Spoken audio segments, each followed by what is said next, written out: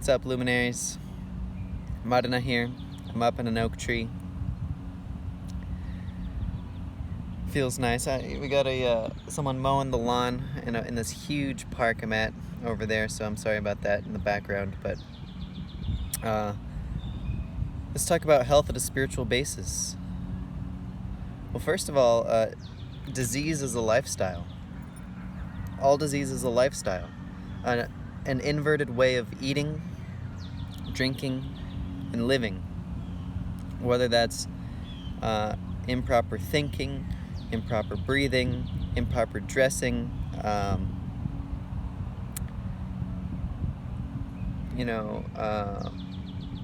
improper emotional expression, wearing too tight of clothes, having improper social, sexual, and moral conduct. All of these lifestyles can lead one to acute, chronic, and degenerative illness. So, what is health at a spiritual basis? It all has to do with being in alignment with the soul in a very practical, scientifically proven way. And so let me walk you through it.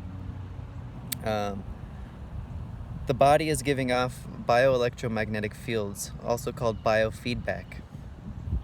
And this is our biological electromagnetic field that is emanating from the thoughts that we think, the emotions that we feel, and the iron in our blood pumping through our carbon-based life form. So now we have a biofield around our brain, a biofield around our heart, and a biofield around our whole body, and all of them are connected, and all of them are animated by the soul. When the soul leaves the body dies and gets recycled and dissolved back into its natural elements. So what is health? Health is not merely the absence of disease, but health is a whole and total function and vitality and immunity of the entire physical body, energetic body, emotional and mental body.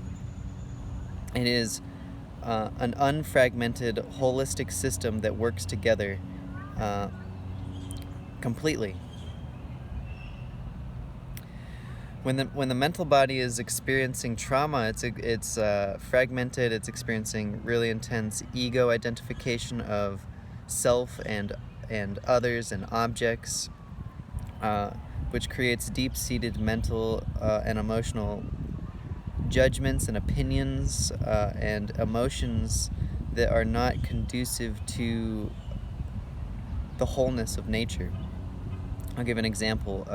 One could be traumatized racially, sexually, in relation to class, nationality, through racism. This is like racism, homophobia, xenophobia, all the phobias. All of these are generated from a misconception or a misunderstanding of reality. And this generates emotions that are not conducive to wholeness, tranquility, peace, kindness, joy, love, unconditional love. These are innate qualities of the soul, and when the mental body becomes confused and the emotions become confused, then the pranic body and the physical body become confused.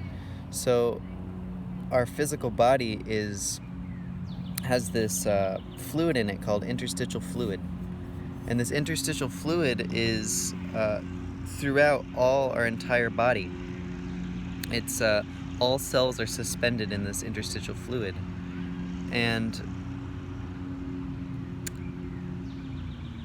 based on our habits and our daily lifestyle, this interstitial fluid can become, more acidic or more alkaline. It can be full of nutrients or less full of nutrients, full of toxicity or purged of toxicity, which can increase or decrease our bioelectromagnetic fields.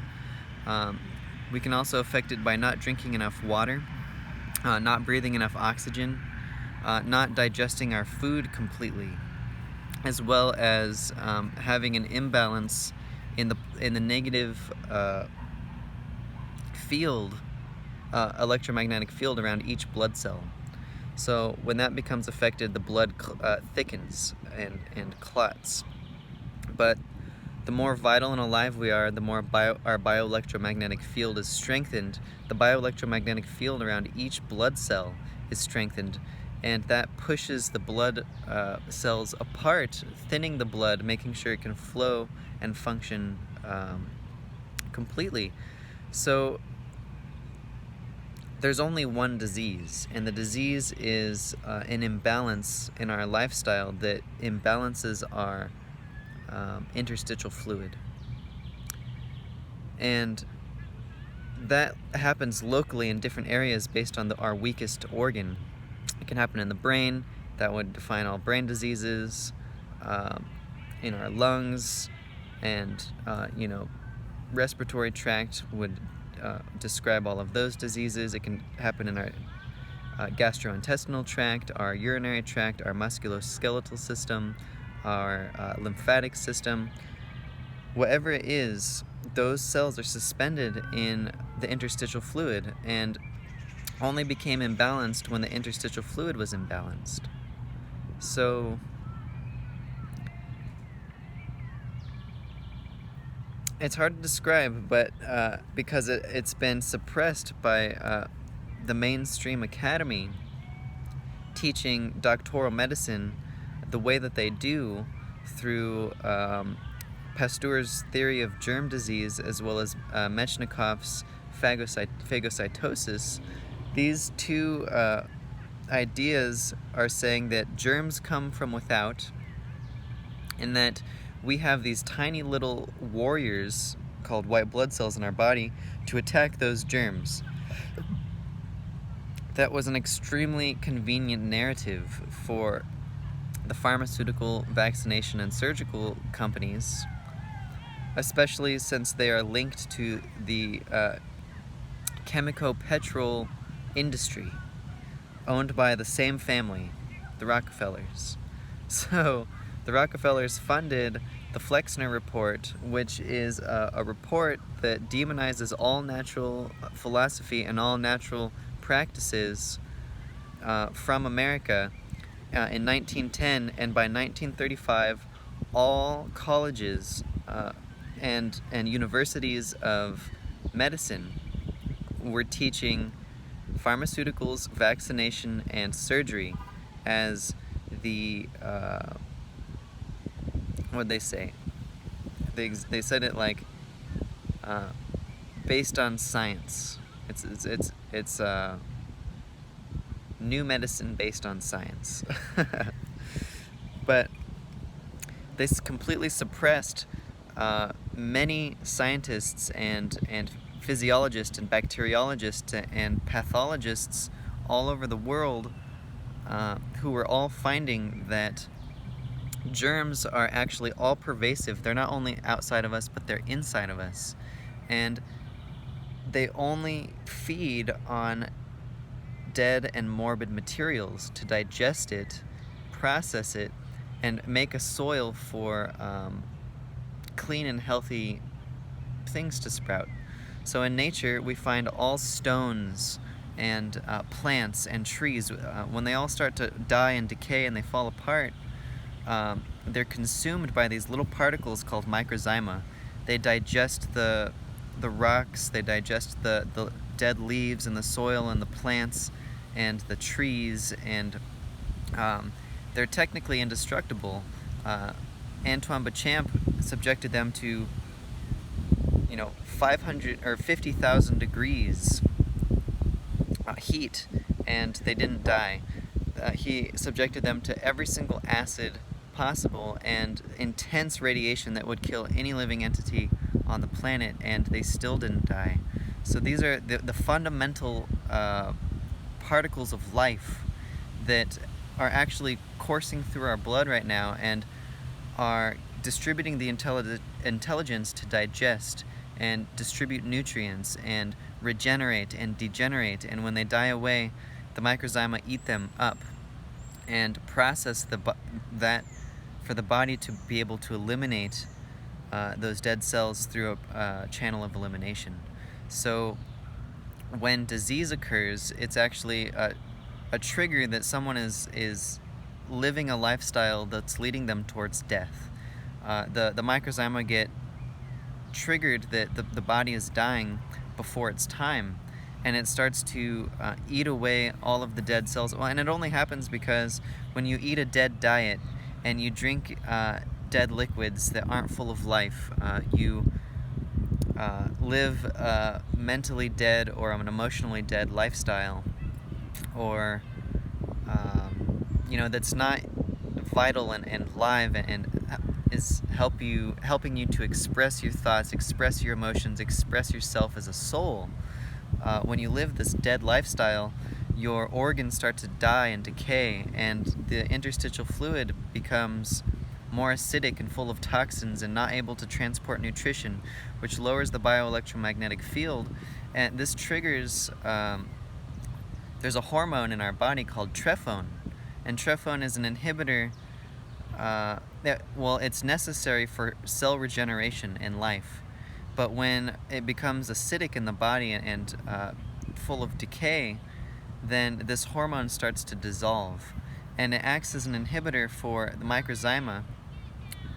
Once it dissolves to a certain point, the microzyma is indicated, they're all communicated that the body is dying, and so they start going to the areas in the body that are decaying and start eating them away.